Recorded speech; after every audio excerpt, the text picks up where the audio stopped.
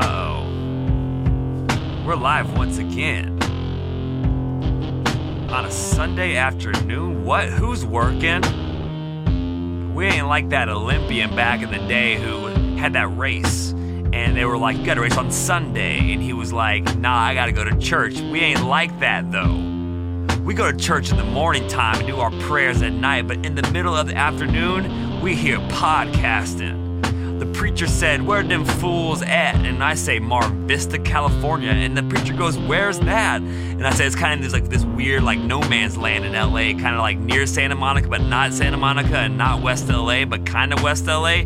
And the preacher goes, you can't come back to this congregation. And I say, please, Pastor, please. He says, the only way you can do that if you sing, Pastor, sing. So that's what we're doing now. We're singing with our words, being creative. Giving back what God gave us, that eternal bit of creativity, that sunshine, that voice, that humor, that passion. Damn, did I just become a black pastor right there or what? Dude, I'm ready to preach. I love that Marvel movie, Black Pastor. Oh, dude, absolutely. Great superhero. Great superhero. I mean, he just saves the world in a three-piece, with the fucking pocket square. Just hurling Bible verses. Just slaying evil with Corinthians. Ooh, he could sharpen up the side of his crucifixes like ninja stars. He's stabbing you with the 12 apostles, if that's even a thing. Was there 12? There's 12 commandments also. 10 commandments. There's 10. Damn, I need to brush up on my catechisms. What a weird thing is making a little boy and little girls learn catechisms, Like, not only, do you not really know who you are at that time, but then they really, really, really rail you on that. Like, okay, what did God say to Joseph after dinner? And you're like, trick question. It was after brunch. It was after brunch. Hey, what's your name, man? Oh, hey, we just have so much fun. Guys, this is My Tight Hamstrings. I am Graham Rogers, and with me, as always, is the very sexy Gerard Bauer. What's up? Yeah, we in here, dude. I'm fresh off that wedding weekend, man. I was a best man at a friend's wedding, and dad gum, dude. I ate so much food this weekend. It was amazing, dude. So Friday night, listen, we had the rehearsal dinner. And listen, I understand that we are all on a budget in some sort. But hey, if you're going to have a wedding in mid-August in LA, do it indoors where there's AC. Because, dude, it was outdoor wedding in 100-degree weather in suits. Most of the groomsmen, not me, were, how do you say it? Overweight, not healthy, could not deal with sunshine and standing up. Those two things are killers. If you're out of shape and you lock your knees and you're listening to ceremony, dude, you're donezo. That's a heart attack waiting to happen, because not only are you not used to standing, but you're not used to hearing lovely things because you're overweight and you're sad, right? So it was a progression of just sweat, okay? We had sweat rags. That's how hot it was outside. And when you dry your face off and then you got to put the sweat rag back in your pockets, that's damp pockets. That bleeds through to your fucking hamstrings right there. That's uncomfortable. Then you want to dance up on a girl and she goes, did you pee yourself? And you say, no, that's just my sweat towel. That's my sweat rag, baby. And that doesn't help your situation at all. So on Friday night, we were out for the rehearsal dinner, okay? And you're here in town, Los Angeles? We're here in Los Angeles. This is one of my best buddy Alex's wedding. Alex is Asian, so it was an Asian wedding, which is really exciting because I've never been to a wedding before, so nonetheless Asians. So it was like a lot of new things. You had Asians here, wedding here, bam, they came together, and my head exploded. So we're at dinner at this Japanese restaurant, and it was happy hour. We had the rehearsal dinner during happy hour because they are poor and that's how they could afford to feed us, which respect, you know. You got to do what you got to do. It was delicious. It was amazing. So Are they both Japanese? they're Korean. They're Korean, Oh. yeah. Yeah, they're Korean, yeah. And so you know how like when you're part of a wedding, there's always that little time where you try to figure out who is single, who's not, who maybe like is down to get that, to catch a case of D syndrome, you know? And the guys are wondering like, how can I maybe, you know, contract like a V? So we're at a table, we're eating food, gorging ourselves off happy hour prices. And I'm sitting across from these two lovely ladies, okay? They're from Dallas, Texas. I'm thinking they're in town. They want to see my dick, obviously. Yeah. I mean, dude, like, Oh. you don't come from Dallas, Texas to Los Angeles not to see, Wanna see my dick. what Graham is packing down south.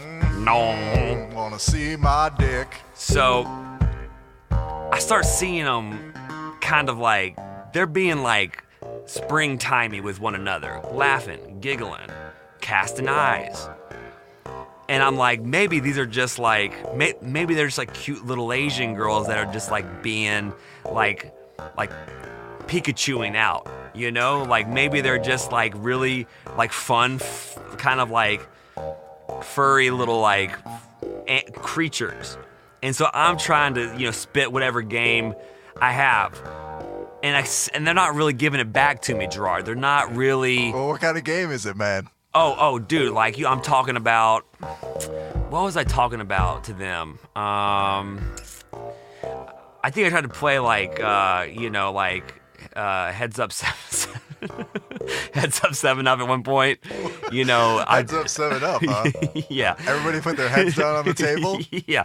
You know. I don't even know. How did you play that game?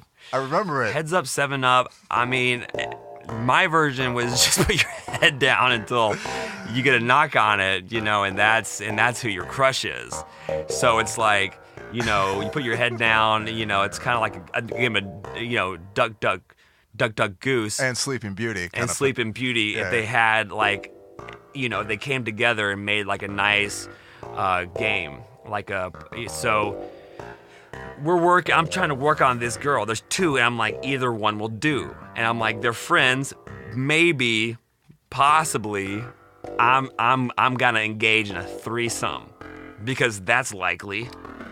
But so they're hanging out, and all of a sudden and one of them, so they're hanging out, and I see one of them kind of like brush up against the other one's leg. And I was like, girls do that. Girls like to touch one another because they're soft. And then I see them go to the bathroom together. I'm like, they're giggling too much. And then I was like, are these girls from Dallas lesbians? So I kind of like shouldered my buddy Alex and I said, do they munch rug? And he goes, yeah. Dude, the two girls at the party that I want were lesbians. And I think now, dude, like, I think you can tell a lesbian because, like, one of them, like, lesbians always kind of have, like, kind of wet hair. Like, this girl kind of had, like, wet hair the entire weekend. The other one had, like, a tattoo down her back, like, right down her spinal column, you know? But one of them looked just like a lesbian. Like one was in a dress for the wedding and then right after the ceremony put on a pair of baggy jeans and a white t-shirt. You know, like Wow. like lesbians don't do dresses, I don't think. But one was a feminine, one was a feet, but the other one was just like straight up, I'll cut you. But you know, they were nice. I haven't had a lot of really good experiences with. I feel like lesbians hate guys, or they're always annoyed with us. They are annoyed when you come at them like you're trying to get in their pants. And But like it's not our fault. Like I don't know. Like no one, they're attractive girls. Like right. You just gotta be objectively. better about not letting people know you're trying to get in their pants off the bat. Yeah, but I feel like, even being nice to a lesbian is like, they're like, oh, this guy's just trying to get my pants. Well, they've had to deal with some things. Yeah, I guess they've had to do. I mean, I had a overcome it. great lesbian office mate a while ago. Uh-huh. And, yeah, I mean, she was a great person, and we had a great time. Like, together? Great Yeah, time? I mean, it was literally, she was very dude-like. Mm-hmm. But, yeah, we talked about hot chicks in the office, Nice. that kind of thing. That's cool to, like, be a bro with a girl. Yeah, I feel like guys are missing out on the gay experience because every woman has had a gay boyfriend at some point in her life. Yeah, like not I've- a literal, but has like a very close gay male friend Mm-hmm. that gets all the passes. Like Alex is her gay friend is coming to her bachelorette party. Is it a gay ex lover? No, Okay. no, not like That would be literal weird. boyfriend, but like A boyfriend. yeah, you've not heard that expression. Gay boyfriend just means like a gay friend that Who fulfills. you used to fuck. No, there's no fucking going on. But there a lot of girls have fucked dudes Oh yeah, that were but gay. that's not what we're talking about here. Yeah. Just Yeah. like a boyfriend, a friend boy, A friend boy. a platonic friend boy. Yeah, and he's Yeah. gay, and he's basically an honorary woman. Damn. See, I can tell you're missing out this experience in your life. No, yeah, I mean, dude, I Having not even experienced the other side of the coin, but it'd be great for dudes to have lesbians as friends. I think it would be it's very helpful. I just don't see a lot of lesbians out, like, in society, honestly. Like, I had a lesbian boss, and she was cool. Like, we connected because we wore the same shorts. Like, that's how, like, we got along, is we could be like, you like shorts down to your knees also. Yeah. And so that's how we got along. And she liked to wear, like, like polo shirts, like shirts with, like, that look like guy shirts. And so, yeah, she was cool. She was cool. Yeah, I think every guy should have that experience because it helps, demystify women for you when all of a sudden it's like, oh, you're just a person. You have a vagina, but you also like to fuck chicks. Yeah. And So- you also have, like, interest. Yeah. Like, you like, Yeah, you have You a know. personality. you like Dave Matthews. And you're like, whoa, that's a curveball. Yeah. I like tossing frisbees and, they eat food and all that good stuff. Yeah, they do all the things that They- guys do. Yeah. It's very good for, understanding women as people and not solely as sexual objects, which, there's a time and a place for everything. That's what I say. Yeah, there's a time and a place, and but yeah, dude, like it was just kind of crazy, seeing. I mean, not really. It wasn't that crazy. It was just like to see it out in the wild. Okay, I just got a comment. Graham kind of looks like a lesbian on chemotherapy. Thank you, thank you. I guess my facial hair isn't manly enough. Yeah, it's not working, man. It's not grown in. No, We're not buying it. I'm keeping the facial hair, dude. Dude, there's a guy that I see at the gym who colors in his facial hair, like with like a Sharpie. I'm like, dude, you ain't fooling no one. And he comes in, and today it was like you could tell like he like missed a spot. Is it a white guy? I don't know what he is. Okay. Yeah, he's kind got of like dark. He's got the dark hair. He has the dark hair. He's trying to get this tight he ass gets lines. really tight lines. Is he going like- with the chin strap or the full? He going with like a full thing, which is Okay. like Is it short though? yeah, it's Okay, so he's yeah. going for that like It's going like looks like he just painted 5 o'clock shadow. 5 o'clock shadow. Like a 6-year-old boy trying to be a bum for Halloween, and they put the shoe polish on, give him the 5 o'clock shadow. I know what you're Dude, talking about. it kind of reminds me back when I was like 16 years old, dude. I wanted to buy like there was one gas station in town that would sell us cigarettes and like dipping tobacco, and I wanted to go myself to buy tobacco underage. So I thought it would be to get away with it because I had very boyish features. What I did was I cut hair from the back of my head and I glued it on my face. Like, yo, that Gangsta. dude, like, talk about like not knowing yourself. Like when you're staring in the mirror and like you have like your own like head hair on your face and you use Elmer's glue to put it all together, like you got to think about things. And then I remember being in the parking lot and psyching myself up and being like, Graham, you got this. You have a mustache. You're a bad motherfucker right now. You know how patchy I look, dude? I look like I just crawled out of a sewer filled with like red pubic hair. Yeah, rolling around in a barber shop or something. Oh my God, dude. And I walked in there, chest out, puffed up, looked at the gas station clerk and said, "Can I have a pack of gum?" So you're a bad boy. A bad boy that wants those smokes, but instead got a pack of Trident gum. He wanted to buy some cigarettes, so he glued some hair up on his lip, but it didn't work, and he got some Wrigley's gum instead. Ooh. It was a tough day, was a tough night. Returning home to my mama, thought I was gonna cry. Sat down at dinner, she said something's different. I said, don't look in my face. It's that winter, it's that 5 o'clock shadow. And she said, son, you haven't even hit puberty yet. I said, Mom, how do you know? She goes, I just know, I just know. One day I'm gonna be a man, but until then, I'll glue some hair onto my face. Onto my boyish face. But one day, yeah, I'm gonna be a man. But until then, I'll glue some hair upon my face and to my nutsack. But the thing is, I didn't have nutsack hair then. So I went to what was natural. Chop, chop, chop, and a little bit of glue. I became a man of who's who. I went from 16 to 22. 22 to who the fuck are you?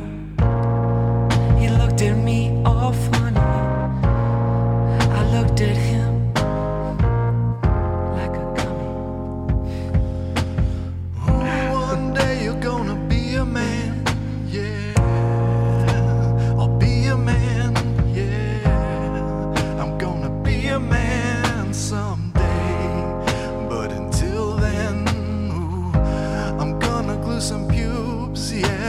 On my face, yeah. But I didn't have any day.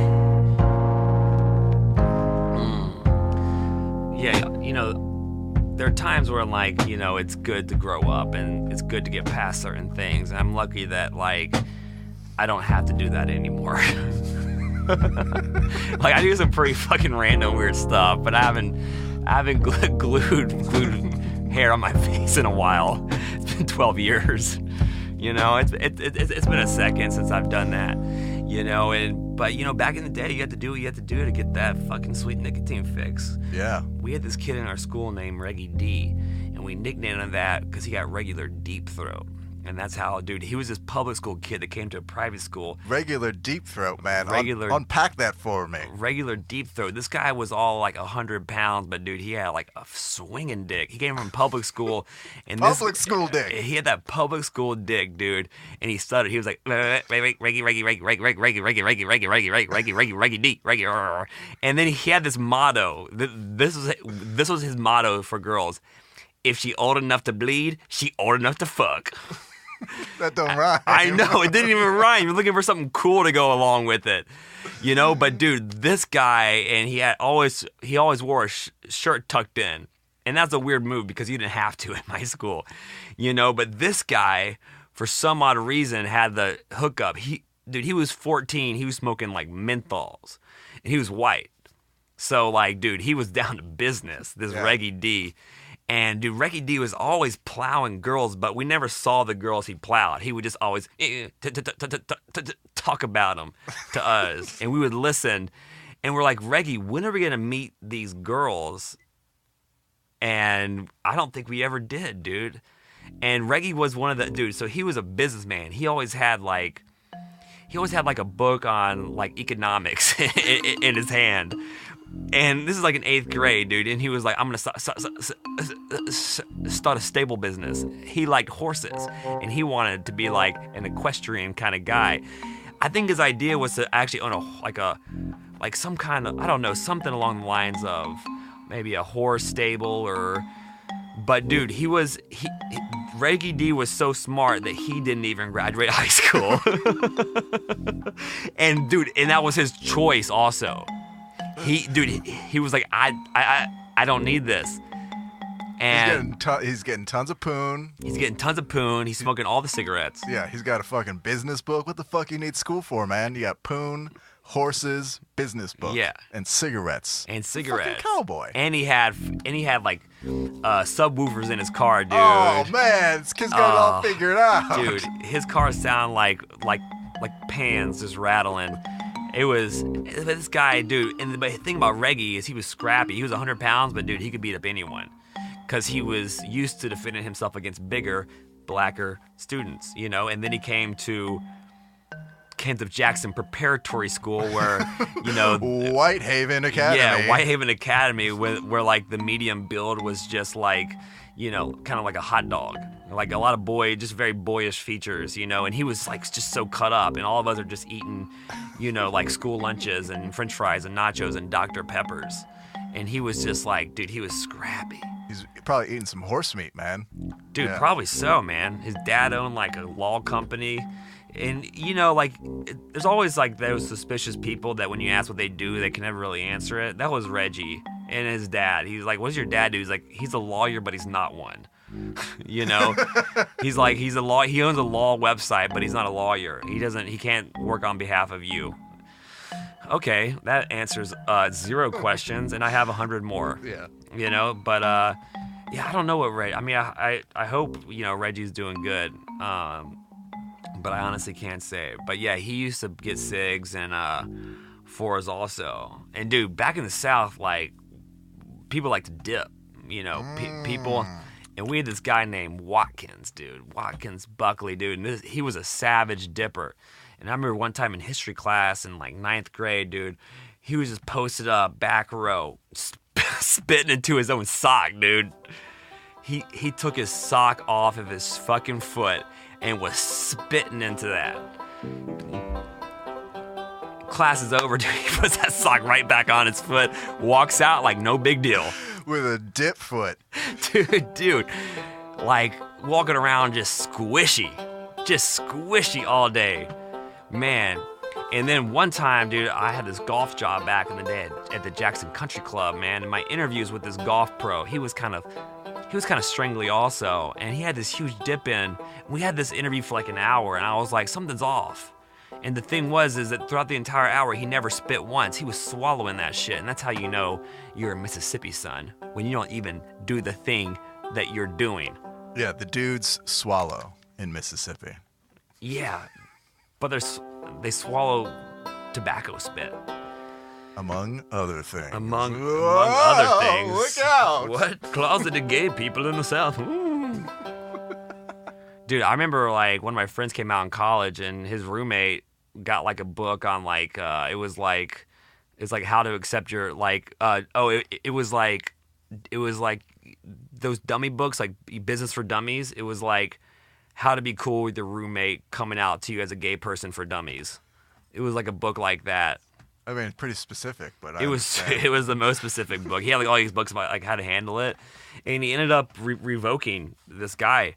I mean, straight up, and he moved out and of that guy's apartment. Man, he couldn't handle. Yeah, he couldn't handle the gay. Dude, it's really difficult when you don't know. Like coming up, you know, I was accepting of gay people, but as a man, when you become sexual and you realize that there's other dudes out there who want to fuck you, it takes a little time for guys to get used to that if they're not like taught, you know, to be cool with it.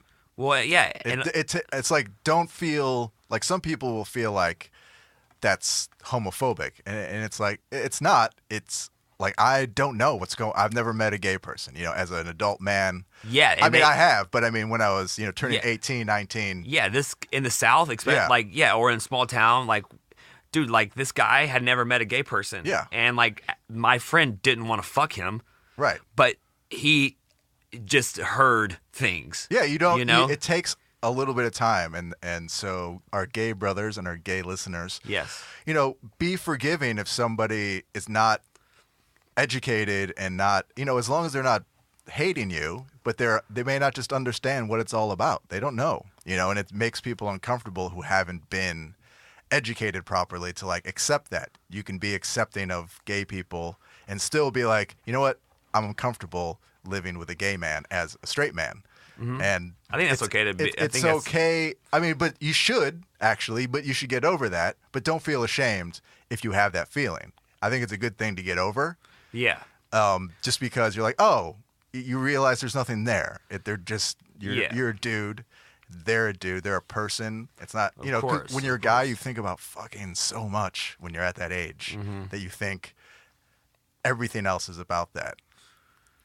And like, and if you would think it's like me being a dude living with a girl. That's, it's like, oh yeah, you were gonna try to fuck her. You're a dude. Yeah, obviously. So, but and like if the literature, honestly, there wasn't a big pool to draw from. So like, and it's for both parties, like for my friend who was gay, like coming out, like he didn't have any. Right. He had no reference point for that. And he had no reference point about how his friends were going to respond to that. I mean, most of us were very cool and were like very accepting, but there were people that, that were very religious, that had never been outside of the Southeast, and like, dude, like, you just don't know. And that's just, it is like, the thing is like, even I was fairly closed-minded before I came out to LA. Like, dude, like, my world expanded big time. Like before this, I mean, dude, I remember when I first got out to LA, I came to Easter service, and it was an Easter service in LA in the Valley, dude. And I'm in the church, and the pastor was like, "All right, guys, I want you to welcome the Gay Men's Choral Orchestra of Los Angeles." The chorus, the choir was just beautiful gay men singing God's heavenly words. And then the pastor introduced himself as a homosexual. Beautiful. And I was so shocked that I went outside and called my mom. And I was like, "You're not gonna believe this." Dude, I remember also our church back in the day, dude, had like beef against LA. Like our pastor was like, Los Angeles is the land of Sodom and Gomorrah. This is where people do drugs and alcohol and sex and gay sex happen. And I'm like, now that I'm here, I'm like, yes, true. All kinds of sex happens. All kind of sex happens here. All kinds of freaky deaky, plain to crazy sex. Plain to crazy to anal. It just happens everywhere. And it happens in your town also. You think that, I don't know, Boise, Idaho, or like Lansing, Michigan is somehow not gay. Guess what? It's gayer than you think. It's gay everywhere. Check your chimneys. There's a gay hanging out up there. Yeah. I bet you. Your drainage pipes, gay person. Your gutters, definitely a few gays up in there. Let's see. Yeah, you got to clean out your gutters. Attic too. What? Those are Jews, aren't they? Well, the Jews are not everywhere, but gay people are. We didn't have a lot of Jews in Mississippi, dude. Like we had like 2, and they weren't even so. Yeah, they weren't even like. My friend Remy wasn't like, she wouldn't even ever admit it. My friend Bill wouldn't admit it either until I came out to LA, and then I come back and I'm like, I don't want to say his last name, but it's like very, very Jewish, and I was like, dude, are you Jewish? And, I just learned about Jews. I've been in Hollywood. Dude, literally my whole life, this guy was Jewish. He never mentioned it one time. It took me being in LA for 4 years, coming back and asking my friend if he was Jewish, and he goes, guilty. Oh, I am guilty. He goes, this is not something I'm really proud about. I'm like, whoa, dude. It's okay. It's okay to be Jewish. It's okay to you. I feel uncomfortable already. It's okay to be you. It's just positive, like, you know, reaffirming song. It's okay to me too. It's okay to be gay. It's okay to act flamboyant, yay. And if you want to be a regular gay, that's okay. That's okay. If you want to be a hero and you like it up the butt, if you are black, it's okay to like country music. Yeah. and if you are white, then you should like country music. You better like it, boy. If you are Asian, well then that's a certain type of persuasion. It's time to wrap it up, man. Oh, We're at God. 30 minutes. I feel like that'd be a great. I really want to work on that. That's gonna be a great song. Oh, that's it. Yeah, dude. Wow, we didn't even. We have so much more to talk about, guys. Once again, hey, doesn't matter what color, creed, race, origin, gender you are, we love you from the bottom of our hearts, dude. I just want you to be happy. I want you to wake up and feel peace and joy. I want you to go throughout life just with a boner for it, you know? Boner for life, bro. I want you to wake up for the boner for life. And I really do appreciate every single one of you guys, and every day is a blessing, even those ones that suck dick. So, dance like nobody's listening, eat like nobody's watching, and love like there is no restraining order against you. There you go, guys. This is My Tight Hamstrings. We're out of here. Graham Rogers, and as always, Gerard Bauer. Woo! Good night.